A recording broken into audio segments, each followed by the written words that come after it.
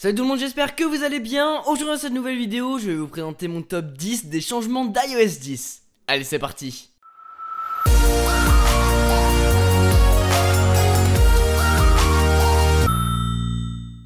On va commencer par le commencement, le lock screen, parce qu'il a pas mal changé, et le plus flagrant, c'est le fait qu'il ne vous est plus possible de slider pour déverrouiller. Et non, sur la gauche vous allez retrouver le Today View, qui sont tous les widgets que vous avez configurés avec l'heure sur le haut, mais on verra ça en détail tout à l'heure. Et lorsqu'on slide sur la droite, on a un accès rapide à la caméra de notre iPhone.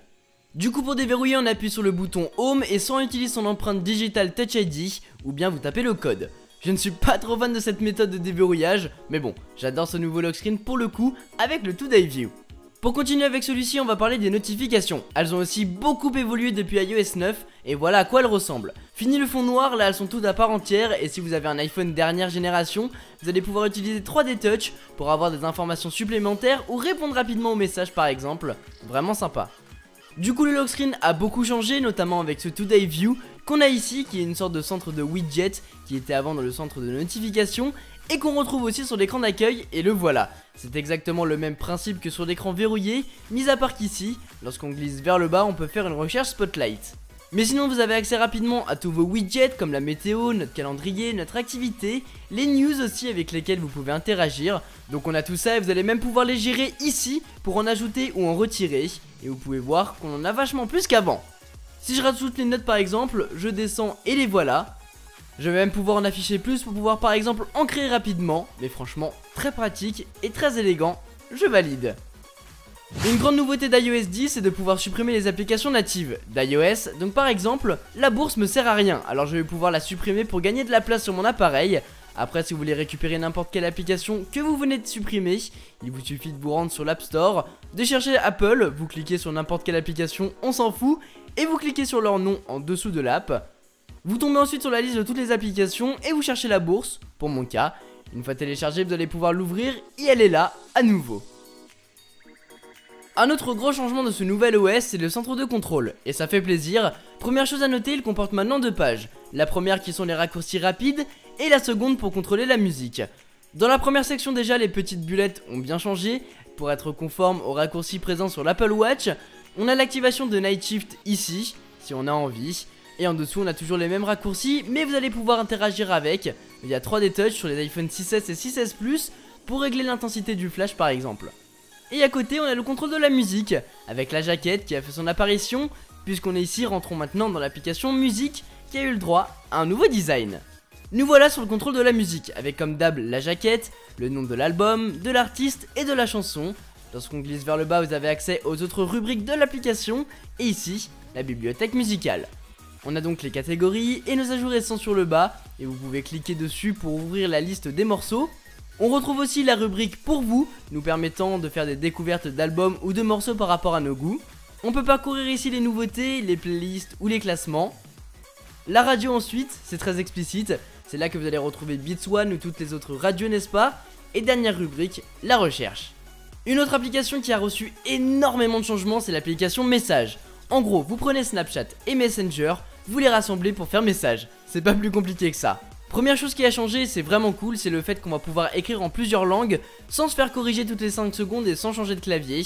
C'était vraiment insupportable, mais ça y est, c'est fini. Mais pas avec tous les mots apparemment. Après, si vous ne voulez plus communiquer par message de façon classique, on appuie sur la flèche. Et puis ici, on a une nouvelle icône qui est apparue, c'est les GIFs. Vous en avez plein, vous pouvez même en rechercher une plus particulièrement. Moi je vais mettre Jim Carrey et prendre celle-ci. Et maintenant je peux l'envoyer.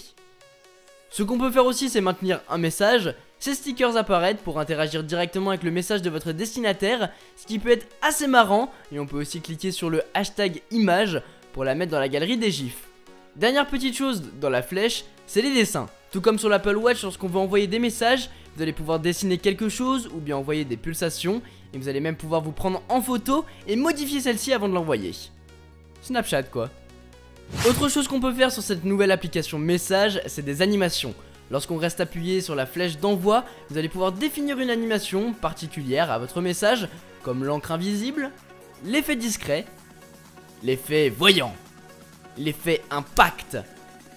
Par exemple, j'envoie avec l'effet invisible et pour pouvoir le révéler, il faut que je passe mon doigt dessus. Plutôt marrant.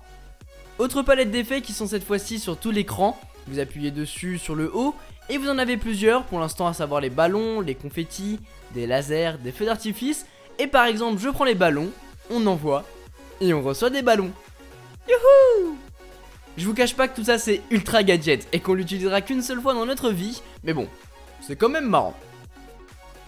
On va terminer avec cette application message en parlant des emojis. Lorsque vous les mettez tout seuls, ils apparaissent 3 fois plus gros, mais le plus gros si je puis dire, c'est que si j'écris cette phrase là par exemple, et que j'appuie sur le clavier emoji, il va automatiquement scanner ma phrase et détecter les mots qui peuvent devenir des émoticônes. Ces mots apparaissent en orange, et quand j'appuie dessus, j'ai des suggestions d'emojis, et donc à la fin vous avez une phrase remplie d'emojis. Ça va devenir vraiment la merde dans les conversations après cette mise à jour, je peux vous le garantir. Finalement, Siri, l'assistant vocal d'Apple, a beaucoup été amélioré et est maintenant ouvert aux développeurs, donc du coup, vous allez pouvoir lui demander beaucoup plus de choses, comme par exemple, ouvre Snapchat. Et il ouvre Snapchat. Ouvre YouTube. Et il ouvre YouTube. Tweet, j'aime pas le chocolat. Et il l'a tweeté.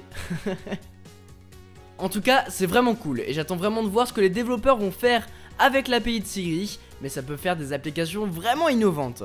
Après, il y a des petits changements du genre lorsqu'on ouvre un dossier, l'arrière-plan est flou, les flèches pour basculer d'une application à une autre ont aussi changé, on a un nouveau bruit pour les touches du clavier. On peut avoir des détails de ces photos avec la localisation, bon là en l'occurrence je ne l'ai pas, mais en théorie ça y est.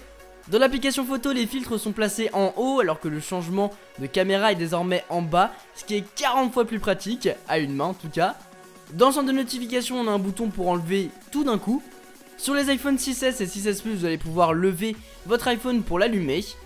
Et finalement, on a une nouvelle animation lors de l'ouverture des applications. Voilà les amis pour ce top 10, plus bonus des nouveautés apportées par iOS 10. Dans l'ensemble, c'est plutôt correct. On a vraiment de bonnes choses, bien utiles, comme des fonctionnalités totalement futiles. Mais bon, c'est comme ça.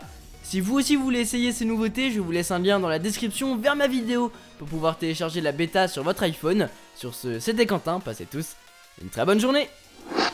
Tchou!